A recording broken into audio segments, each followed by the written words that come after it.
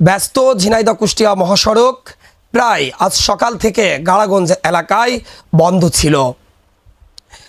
তেল নেওয়ার জন্য পাশাপাশি দুটি তেল পাম্পে গতকাল রাত থেকেই সিরিয়ালে দাঁড়িয়েছিল বেশ কয়েকশো ট্রাক, নসিমন, করিমন, ট্রাক্টর সহ বিভিন্ন যানবাহন।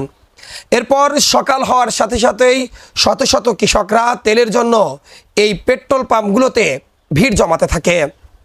যদিও গতকাল রাতে মুষলধারে বৃষ্টি হয়েছে, কৃষকের আজ বা কাল তেলের কোনো প্রয়োজন নেই, তারপরেও অজানা কারণে কৃষকরা অপেক্ষার প্রহর গুনছিলেন তেলের জন্য। তারা তেলও পেয়েছেন, কিন্তু এই যে রাস্তার উপর অপেক্ষারত গাড়ি এবং পাম্পে অতিরিক্ত মানুষের ভিড়ের কারণে রাস্তায় তীব্র যানজটের দেখা দেয়। সকাল 11টা বা 12টার পরে তা কার্যরত একেবারেই বন্ধ হয়ে যায়।